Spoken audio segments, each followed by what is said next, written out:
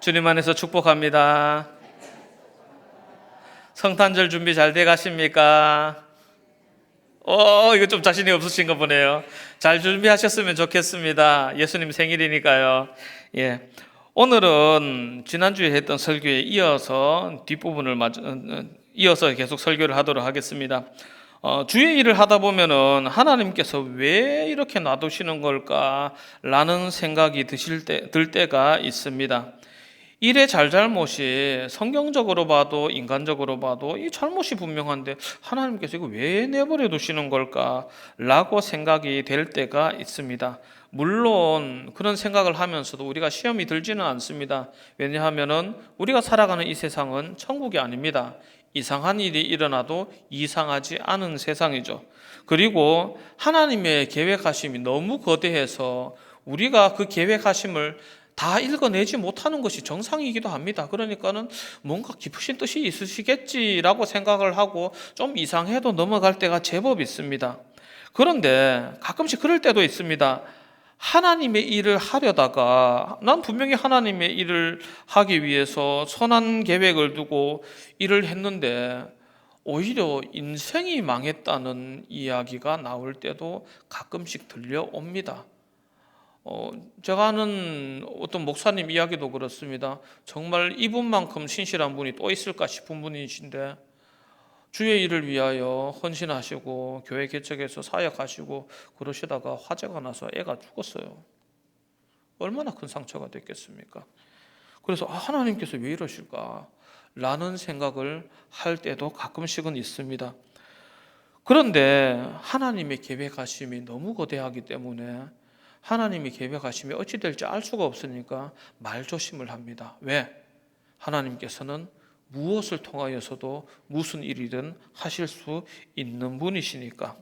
그런데 믿음이 약한 분들은 그렇습니다. 그런 경우를 볼 때마다 적당히 해라. 믿는 것도 적당히 하고 다 적당히 하는 게 좋지. 어떻게 감당하려고 그러냐. 적당히 믿고 적당히 교회 다니고 그래라. 가장 이상적인 거는 죽기 전에 예수님 믿고 탁 죽어버리면은 인생을 정말 가성비 있게 살지 않겠느냐라는 농담도 하는데 그건 좀 말도 안 되는 소리고, 어쨌든 간에 그런 말도 있는 것을 우리는 알고 있습니다. 하지만 이거 하나만큼은 분명합니다. 하나님께서는 하나님의 방식대로 하나님의 일을 하십니다. 그리고 그 하나님께서는 실수하지 않으십니다. 우리가 이해하지 못한다고 해서 하나님의 일이 실패할 리도 없고 실패할 일도 없고, 그리고 우리가 이해한다고 해서 과연 하나님의 일에 얼마나 큰 기여를 할지 좀 자신하기가 어렵습니다. 한 가지 분명한 것은 괜히 하나님의 일에 경거망동하는 것은 그렇게 좋은 선택이 아닌 것 같다는 겁니다. 오늘은 모세의 이야기입니다. 모세는 나이 40에 자기 민족을 돌볼 생각이 들었습니다. 그런데 그 민족을 돌보는 일하는 방식이 좀 과격했습니다. 24절 말씀 읽어보니까 이렇습니다. 한 사람이 원통한 일 당함을 보고 보호하여 압제받는 자를 위하여 원수를 갚아 애굽 사람을 쳐 죽이니라 라고 적혀 있습니다. 일단 모세가 움직인 이유는 자기를 위해서 움직인 것이 아닙니다. 자기를 위하여 일한 것이 아닙니다. 본문에 나옵니다. 원통한 일을 당한 사람을 위하여라고 본문에 대놓고 나옵니다. 자기를 위한 일이 아니에요. 그리고 같은 구절에서 이 사람에 대해서 설명도 해줍니다. 압제받는 자라고 적혀 있습니다. 대놓고 적혀 있습니다. 그러면 이 모세는 이 사람을 위해서 무엇을 했는가? 이 사람을 돕기 위해서 변론도 할 수 있을 것 같고 뭔가 다른 부족한 것을 채워줄 수도 있었을 것 같은데 본문에는 이렇게 적혀 있습니다. 좀 극단적인 방식을 선택했습니다. 원수를 갚았다고 나옵니다. 본문에 적혀 있습니다. 그리고 원수를 갚아주는데 어떤 방식으로 원수를 갚았느냐. 왜 주일학교 애들이 싸운 다음에 원수 갚는 방법은 간단하잖아요. 딱밤 한 대 때리면 끝나지 않습니까? 그 정도로 원수를 갚을 수가 있는데 오늘 본문은 좀 더 많이 과격합니다. 애굽 사람을 쳐 죽이니라. 원한이 아주 깊었던 모양입니다. 어쨌든 간에 굉장히 과격한 방식으로 자기 나름대로 일을 했습니다. 그리고 이 살인 사건에 대해서 성경은 왈가왈부하지 않고 그냥 지나갑니다. 객관적으로 비춰만 주고 지나갑니다. 그리고 곧바로 다음 사건으로 넘어갑니다. 두 번째 사건은 여러분 잘 아시는 히브리인들끼리 싸웠던 사건입니다. 이튿날 모세가 자기 동족을 살필 때에 일어난 사건입니다. 이 히브리인들끼리 싸우고 있는데 처음에 모세가 말로 다 이릅니다. 26절 말씀, 이튿날 이스라엘 사람끼리 싸울 때에 모세가 와서 화해시키려 하여 이르되 너희는 형제인데 어찌 서로 해치느냐 라고 다 이릅니다. 근데 이게 잘 안 됩니다. 오히려 화를 냅니다. 27절 말씀, 그 동물을 해치는 사람이 모세를 밀어뜨려 이르되 누가 너를 관리와 재판장으로 우리 위에 세웠느냐. 우리말로 네가 뭔데 간섭을 하냐는 말입니다. 그리고 여기서 이 사람이 치명적인 말을 합니다. 28절 말씀, 내가 어제는 애굽 사람을 죽임과 같이 또 나를 죽이려느냐 라고 묻습니다. 이 말을 듣고 모세는 도주합니다. 29절 말씀, 모세가 이 말 때문에 도주하여 미디안 땅에서 나그네 되어 거기서 아들 둘을 낳으니라. 모세는 이 일이 치명적인 일이라는 것을 잘 알았거든요. 우리 감성으로는 그렇습니다. 공주의 아들이지 않습니까? 공주의 아들이니까 왕의 딸의 아들이니까 왕의 손자라고 해도 되려나 모르겠는데, 왕족 소속이니까 뭐 사람 한 명 죽였다고 뭐 목숨을 찾고 좀 이상하지 않냐, 그런 의견이 있는 거 저도 알고 있습니다. 알고 있는데 사실 애굽의 역사와 문화와 이런 것들은 애굽의 역사 자체가 워낙 깁니다. 워낙 길고 남겨진 것이 많기는 한데 거의 다 뭐 상형 문자기도 하고, 이것을 해석하는 건 역시 돈이 되는 일이 아니다 보니까 그 연구 진척이 좀 지지부진합니다. 그래서 알기가 어렵고 사실 이 시대를 정확하게 특정하는 것도 제법 어려운 일입니다만은 이 세상 어떤 고고학자보다 이 상황에 대해서 잘 판단할 수 있는 사람이 우리가 아는 사람 중에 있습니다. 누구일 것 같습니까? 모세입니다. 그 시대에 살고 있던 모세가 판단하기에 이건 도망갈 일이었어요. 그러니까 도망을 가지 않습니까? 세상 어느 박사보다 모세가 그 상황을 제일 잘 알고 있지 않았겠습니까? 자기 일이에요. 자기 일이고 자기가 살던 시대고 자기가 살던 땅이에요. 그러니까 모세의 판단이 맞을 거라고 저는 믿습니다. 어쨌든 간에 모세는 판단하기를 이거 도망가야 된다. 그래서 도망을 칩니다. 도망을 쳐서 결국 모세에게 무엇이 남았느냐? 아내와 두 아들만 남습니다. 그러니까 모세의 인생에서 생각하면은 참 인생 망한 거죠. 왕실에서 온갖 교육 다 받을 때에 교육받는 것이 즐거웠을까요? 제 친구 중에 소위 엄친아가 한 명 있습니다. 엄마 친구 아들은 항상 전능하지 않습니까? 농담입니다. 엄마 친구 아들은 항상 공부도 잘하고 똑똑하고 예의 바르고 건강하고 운동도 잘하고 뭐 그런 이야기 많이 하는데, 죄송합니다만은 저희 옆집 친구는 이름까지 밝히겠습니다. 박철기라고.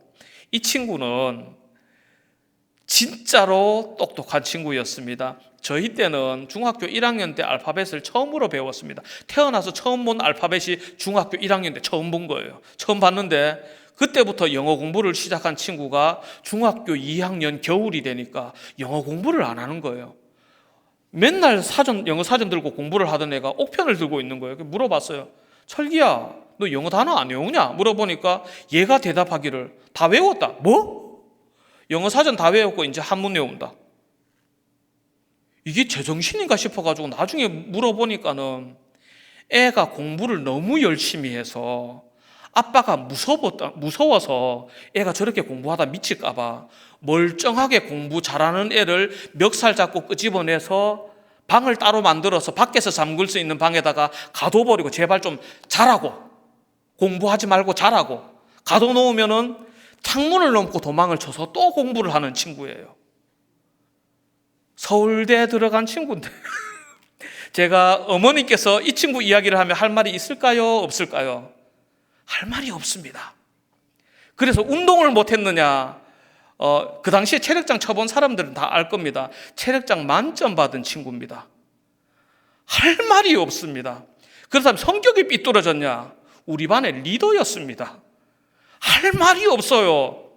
그렇다면 리더십만 좋고 그냥 좀 성격이 모난 성격이냐? 아닙니다. 친구들끼리 싸움 나면 이 친구가 말립니다. 세상에 할 말이 없네. 그러면은 어딘가 약점은 있을 거야. 교회는 안 다니겠지. 교회 잘 다닙니다. 내가 할 말이 없어 진짜. 엄친아를 옆에 두고 있으면 참 인생이 피곤해집니다. 어머니께서 밥 먹다가 옆집 철기는 이야기하면 저는 그냥 밥상에 머리 박고 밥만 퍼먹어야 돼요. 아무 대답도 하면 안 되고 그냥 밥 먹고 빨리 일어나는 게 최선의 자기 보호 방식이었습니다. 진짜 슬프다 진짜. 나중에 삼성까지 들어가더만은 하나님께서 약간 불공평하신 것 같기도 하고 그 와중에 그 친구 키도 큽니다. 아 맞다, 이 친구 잘생겼어요. 뭔가 좀 밸런스 패치가 잘못된 것 같은데 아무튼 그래요. 그런데 이 친구가 하는 말이 그렇더라고요. 야, 니는 공부가 그렇게 잘 되니까는 재밌는 모양이다 라고 물어보니까 이 친구의 대답이 걸작이었습니다. 세상에 공부가 재밌는 놈이 어딨냐? 아니 재미도 없는 걸 그렇게 하는 놈은 또 어딨냐? 예, 모세가 애굽 왕실에서 공부를 잘했습니다. 잘했는데 그냥 진짜로 그랬는지 아닌지는 모르겠습니다만 일반적으로 생각하기에 모세가 과연 공부하는 게 그렇게 행복하고 재미있었을까 싶습니다. 그런데 재미있었건 재미가 없었건 이제 미디안 광야에서 양이나 치고 있는데 거기서 미분적분을 하겠습니까? 뭘 하겠습니까?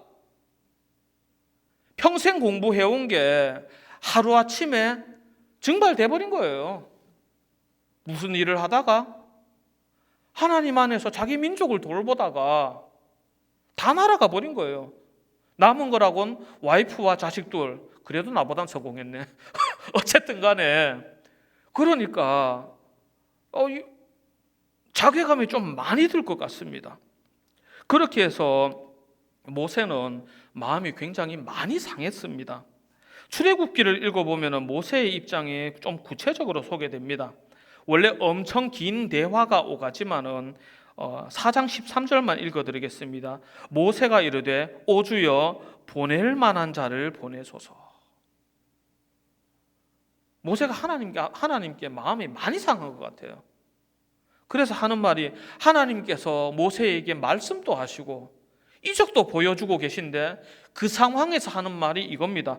오 주여 보낼 만한 자를 보내소서. 하나님께서 모세를 보내시려고 이적도 보여주시고 말씀도 하고 계신데 가기 싫다는 소리예요 지금. 얼마나 속이 상했으면은.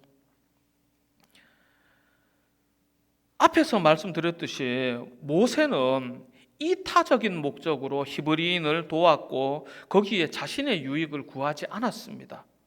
또 두 번째 사건이 있을 때에도 모세는 어느 한쪽이 분명한 잘못이 있다는 것을 알면서도 화해시키려고 애쓴 사람이었습니다. 모세는 선했습니다.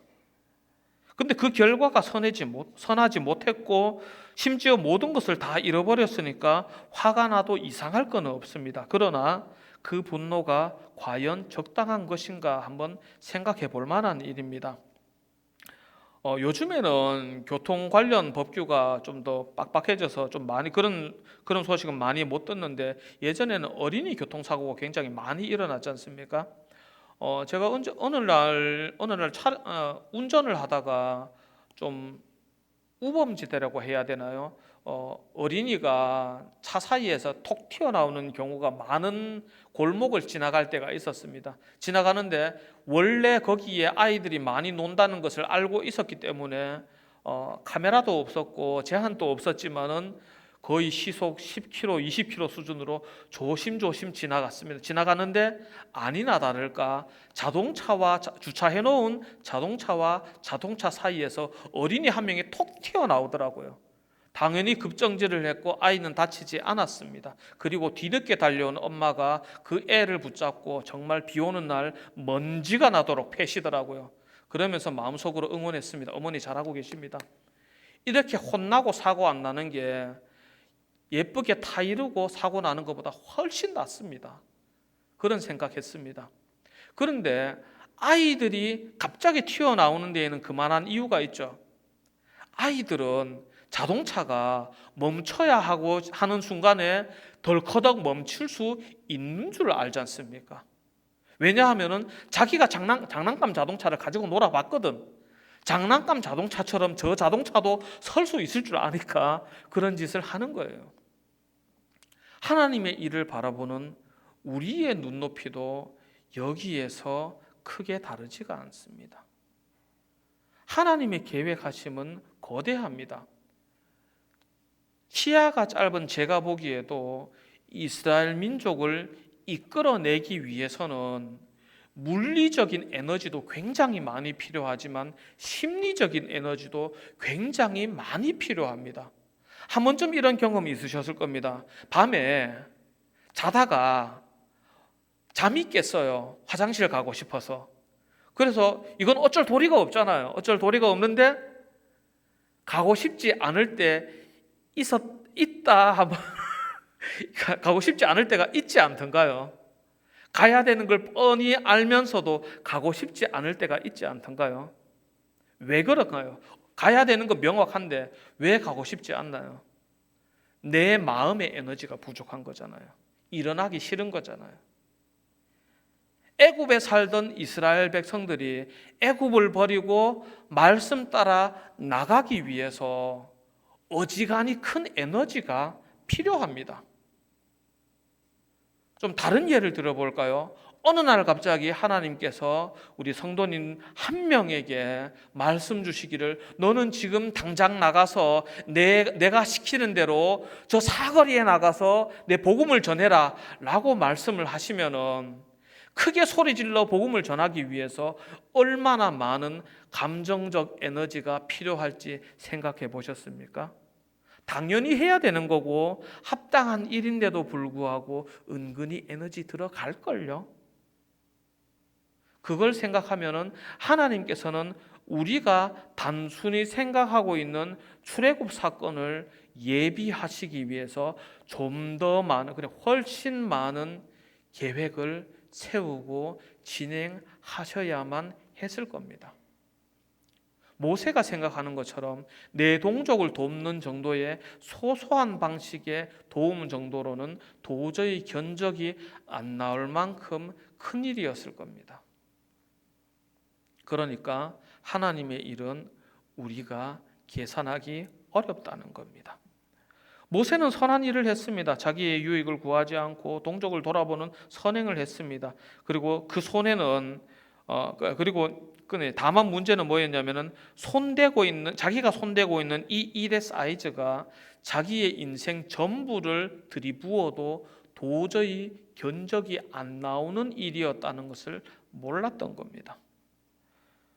그렇기 때문에 모세는 어린아이가 자동차가 멈출 수 없다는 것을 이해하지 못하듯이 내가 선한 일을 하는데 이것이 어떤 결과로 이어질지 이해하지 못했던 겁니다. 개인은 선한 뜻을 두었지만은 자연재해나 다름이 없는 민족적 환경이, 사회적 환경이 도사리고 있다는 것까지는 읽어내지 못했던 겁니다. 시야가 짧았던 겁니다. 이 비슷한 문제로 적지 않은 그리스도인들이 이 비슷한 문제로 고통받습니다. 나는 하나님의 뜻을 따라서 내 것을 바라지 않고 헌신했는데 피해를 볼 때가 있더라는 거예요. 그래서 상처받아서 하나님의 공의가 살아있다면 이럴 수는 없는 일이지 않냐라고 하는 분도 나오더라는 겁니다. 하지만 역사의 흐름은 개인의 마음대로 흘러가는 것이 아닙니다.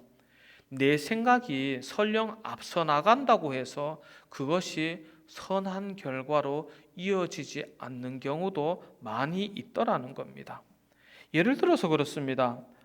천동설과 지동설 논쟁으로 유명한 갈릴레이의 이런 말이 있습니다. 그래도 지구는 돈다. 진실을 말하자면 그렇습니다. 이것은 갈릴레이가 한 말이 아닙니다. 극작가가 쓴 소설 대사에 불과하고요. 갈릴레이 본인도 지동설에 대한 충분한 과학적 증명을 할 만한 능력이 없었습니다. 그리고 이것도 좀 웃기는 이야기인데 지구가 돌고 있다는 사실은 그 당시에 알만한 사람들은 모두가 아는 일이었습니다. 이게 무슨 말도 안 되는 소리냐. 갈릴레이가 대충 15세기 사람입니다. 그리고 15세기는 대항해 시대입니다. 무슨 소리냐면은 온 유럽이 멀리 항해를 하면서 무역을 하면서 돈을 벌던 시기입니다. 그런데 이때는 GPS가 없습니다. 그러면은 배를 항해하기 위해서 무엇이 필요할까요? 어떤 능력이 필요할까요? 하늘의 별을 읽고 그것을 관측해서 내가 어디쯤에 있고 어느 방향으로 가고 있는지 항해수를 익혀야 되겠죠. 그런데 하늘의 별을 읽을 능력이 있으면은 지구가 돈다는 사실을 모를 수가 있을까요? 실제로 갈릴레이가 재판받던 그 재판정에 앉아 있던 사람들 중에 거의 대부분은 지동설에 대해서 알고 있었습니다. 그리고 그 당시에 재판을 하고 있던 것이 학생들이 배우는 교과서에는 교회로 적혀 있는데 아닙니다. 성당에서 하고 있었습니다. 교황청에서 관할하고 있었지요. 그리고 심지어 성당에서조차 정식 신부 중에 한 명도 아니죠. 신부의 상당수가 지동설을 가르쳐야 된다고 말을 하고 있고 관련된 의견들이 제법 많이 나와 있었고 심지어 재판조차 갈릴레이에 대해서 그렇게 적대적인 상황이 아니었고 심지어 그 재판도 지동설 때문에 싸우려고 모인 것이 아니라 지동설에 대해서 말하면서 교황청에 대해서 좀 욕이라고 해야 되나요? 안 좋게 말하기 때문에 그것 때문에 호출을 받았던 겁니다. 그러니까 우리가 교과서에서 갈릴레이에 대해서 배웠던 것은 이름 빼고 다 틀렸습니다. 어찌됐건 간에 갈릴레이는 나름대로 똑똑하다고 나섰는데 막상 뚜껑을 열고 보니까는 그거 아는 사람은 세상에 우리말로 천지빛깔이더라는 겁니다. 아는 사람이 너무너무 많아. 자기 나름대로 앞서간다고 생각하고 있었는데 나보다 앞서가는 사람들이 얼마든지 있더라는 겁니다. 콜럼버스가 신대륙을 개척할 때에 사람들이 콜럼버스에게 그러니까 후원을 안 해줬습니다. 왜 안 해줬느냐? 신대륙이 있고 그것을 탐험해야 된다는 말을 못 믿어서가 아니라 콜럼버스가 자기가 할 사업에 대해서 열심히 프레젠테이션을 하고 있는데 그것을 보는 사람들이 전부 다 항해를 해본 사람들이에요. 사업을 하는 사람들이니까 프레젠테이션을 하고 있는 것을 이렇게 보니까는 얘가 항해술을 잘 못해. 콜럼버스의 비전이 문제가 있어서 돈을 안 낸 게 아니고 얘가 항해를 잘 못하니까 측량이 틀렸으니까 야 저거 돈 줘봤자 이거 침몰하겠다 싶어서 돈을 안 냈던 겁니다.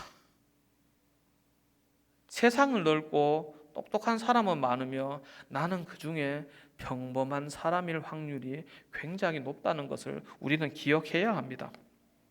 이야기가 좀 옆으로 됐지만 갑자기 지동설 이야기를 왜 꺼냈느냐?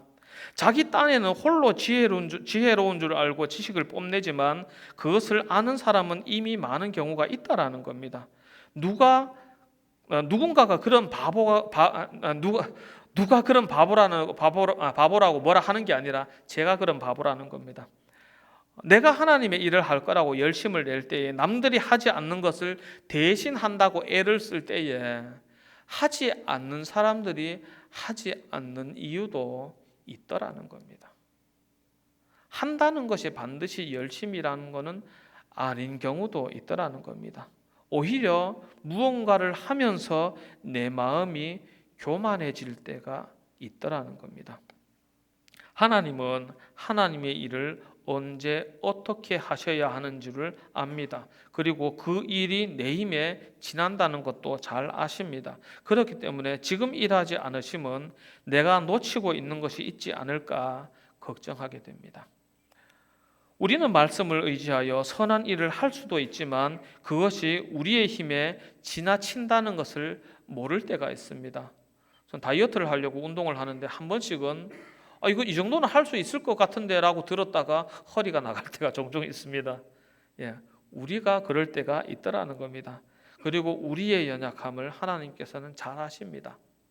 그렇기 때문에 우리의 뜻대로 되어지지 않는 우리가 선히 여기는 하나님의 일이 우리가 하나님의 일이라고 생각하고 선한 일이라고 생각하는 일들이 되어지지 않을 때에 우리는 한번 돌이켜볼 필요가 있다는 겁니다. 우리가 계산하지 못한 것과 하나님께서 계획하심이 뭔가 내 생각과 다를 때가 있을 수도 있다는 것을 생각해 봐야 된다는 겁니다. 왜 이렇게까지 멀리 돌아왔느냐? 오늘 설교를, 그러니까 오늘 본문 내용 자체가 스데반의 설교의 일부분입니다. 스데반의 설교를 듣고 있는 이 사람들이, 이 내용을 듣고 있는 이 사람들의 입장이 그렇습니다. 이 이스라엘 사람들은 하나님께서 약속하신 그 선지자가 와서 우리를 해방시켜 주기를 원하고 있습니다. 그런데 그럴 힘이 없습니다. 로마는 너무나도 강력하고 자신들은 한없이 무력합니다. 마카비 형제가 독립운동을 했고 그 덕분에 굉장히 큰 자치권을 얻기는 했지만은 지배받는 민족치고 큰 자치권을 가지고 있을 뿐입니다. 독립을 한 게 아닙니다. 이건 나라가 아닙니다. 그렇기 때문에 모두가 독립을 바라고 있었지만은 그것을 이룰 힘이 없는 상황에 지금 이 설교를 듣고 있는 겁니다. 그리고 그 설교 속에 한 인물이 소개되고 있죠. 누가 소개되느냐? 모세가 소개되고 있습니다. 근데 그 모세의 모습이 어떻습니까? 자기들과 똑같이 선한 뜻을 가지고 있습니다. 자기들이 이 나라의 독립을 원하듯이 모세도 자기 민족의 독립을 바라고 있습니다. 그런데 그것을 이룰 힘이 없습니다. 그런데 절묘하게도 모세는 지금 무엇을 받고 있습니까? 자기가 원하지 않음에도 불구하고 하나님의 부르심을 받고 있습니다. 하나님의 부르심은 모세의 계획이 아니었지 않습니까? 모세의 계획이 아니에요. 하나님의 계획이세요. 모세가 생각한 계획이 아니에요. 계획에서 한참이나 벗어난 이야기예요. 자기 나이 이미 80이 됐으니까, 그 사건으로부터 40년이나 지났으니까, 지나도 너무 많이 지난 이야기예요. 이제 모세에게는 힘이 없습니다. 늙었습니다. 소망이 안 보입니다. 그런데 하나님께서 모세를 불러주십니다. 이보다 큰 은혜가 어디에 있을까요?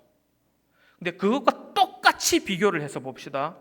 이 이스라엘 백성들에게 소망이 있습니까? 없습니까? 소망이 없습니다. 독립을 원하기는 하는데 독립을 이룰 소망이 없습니다. 왜 없습니까? 그것을 이룩할 힘이 없습니다. 이 백성들이 나이가 많은지 적은지는 모르겠는데 아무튼 간에 이 백성들이 이 독립을 원할 힘도 없고 소망은 있는데 힘이 없습니다. 그래서 이룰 수가 없습니다. 그런데 지금 누구를 통하여 하나님의 부르심을 받고 있습니까? 사실 누구를 통하여도 중요하지는 않죠. 이 소망 없는 백성에게 하나님의 부르심이 임했습니다. 비록 이 백성들이 원했던 방식은 전혀 아니지만 은혜의 부르심을 받은 겁니다. 절묘하게 일치합니다. 그런데 여기에 한 번 더 우리의 모습을 겹쳐봤으면 좋겠습니다. 세 겹이죠. 한 겹은 모세 때의 이야기, 두 겹은 오늘 본문 이야기, 그리고 마지막 한 겹은 우리 이야기를 한번 겹쳐보겠습니다. 하나님 안에서, 주님을 믿는 믿음 안에서 교회 생활을 하고 있습니다. 신앙생활을 하고 있습니다. 그런데 우리 안에 말씀 안에서 우리가 하나님 안에서 이거 하면 좋을 거야, 하나님께서 기뻐하실 거야, 소원을 품을 때가 있습니까? 없습니까? 분명히 있으실 겁니다. 그런데 그것이 이루어지지 않을 때도 있지 않습니까? 그런데 그럼에도 불구하고 여전히 주님 안에서 예배드리고 찬양드리고 그렇게 믿음 생활하면서 살아나가고 있습니다. 그리고 그것이 평범하게 우리에게서 지나가고 있습니다. 그런데 그 부르심의 은혜에 대해서는 감사함으로 나아가고 있는지요?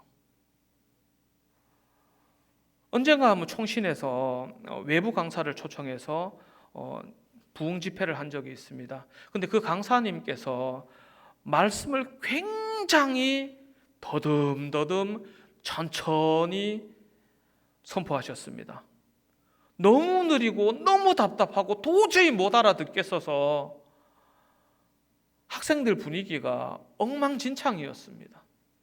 그때에 교수님께서 나와서 설명을 해주시더라고요. 이 선교사님께서는 주의 일을 위하여 헌신하시다가 너무나도 큰 부상을 입으셔서 정신적으로도, 그러니까 사고가 빨리 되지가 않고 육체적으로도 너무나도 쇠약해지셔서 지금 말씀이 좀 느리시고 그렇다. 그런데 이렇게 사실상 죽기까지 헌신하신 분께서 말씀해 주시는 말씀을 듣지 않으면 어떡하냐, 좀 집중을 하자. 그러니까 학생들이 자세를 바로 하고 다시 경청하기 시작했습니다. 경청하기 시작했는데 경청해서 들어보니까 한 말씀 한 말씀들이 내 평생에 저런 헌신을 해본 적이 없어요. 그래서 전부 눈물 흘리면서 회개하고 그러다가 집회를 마쳤던 기억이 있습니다. 같은 은혜인데 듣는 마음이 없으니까 그것은 지루하고 따분한 이야기가 되기도 하고, 듣는 마음이 있으니까 똑같은 말씀이고 똑같이 어눌한 말씀인데 그 말씀이 내 심령을 두드리고 나로 회개하게 하며 내 삶을 변화시키는 말씀으로 다가오더라는 겁니다. 하나님의 부르심은 우리에게 항상 있습니다. 그런데 문제는 우리의 심령이 그 부르심을 들을 마음이 없다는 겁니다. 하나님께서 모세에게 나타나셔서 떨기나무로 보이시고 말씀을 주시는데 듣는 마음이 없으니까 주여 보낼 만한 자를 보내소서 라고 대답할 수 있는 것처럼, 우리도 주의 교회에서 생활하다가 내 마음이 하나님의 말씀을 듣는 마음이 없으면 주여 보낼 만한 자를 보내소서 할 수도 있다는 겁니다. 이 무슨 두려운 일입니까? 우리가 주님 안에서 우리의 마음이 열려지기를 원합니다. 그리고 그 부르심에 귀 기울일 수 있는 사람 되기를 원합니다. 그리하여 매일 선포되어지고 매 순간 주어지는 말씀에 우리의 심령이 변화받기를 원합니다. 그리하여 드리는 예배 순간순간마다 우리의 심령이 주님의 그 말씀에 응하여 날마다 은혜의 길을 걸어가는 우리 오천제일교회 될 수 있기를 주님 안에서 소원하고 축복합니다. 기도하겠습니다. 거룩하신 하나님 아버지, 주님의 크신 은혜를 감사합니다. 잠시 말씀을 살펴보았습니다. 모세가 하나님의 일을 하려고 애쓰는 사람이었습니다마는 아버지여, 그 일이 되어지지 않았을 때에 마음이 상하였고 하나님께서 말씀하심에도 불구하고 그 말씀이 들리지 않았습니다. 오늘 본문 이야기도 마찬가지였습니다. 성경에 쓰여질 만큼 중요한 사건이었음에도 불구하고 이 백성들이 과연 그 음성에 귀를 기울였는지요. 이 두 가지 사건을 바라볼 때에 우리의 심령을 생각해 봅니다. 우리의 심령이 과연 주님 앞에 복종하고 있는지요. 아버지여, 우리의 자신을 돌이켜볼 수 있기를 원합니다. 그리하여 내 뜻이 아닌 아버지의 뜻을 이루어 나가는 우리의 심령과 삶이 될 수 있도록 은혜 내려 주옵소서. 아버지의 그 음성이, 아버지의 그 뜻이 이루어지는 그곳에 우리의 소망이 있는 줄 압니다. 소망의 말씀을 좇아 오늘 이 하루를 살아갈 수 있도록 은혜 내려 주옵시고, 아버지의 기뻐하심을 좇아 우리의 인생을 살아나갈 수 있도록 주여 축복하여 주시옵소서. 주님께서 은혜 가운데 역사해 줄 믿사오며 거룩하신 예수님의 이름으로 기도합니다. 아멘.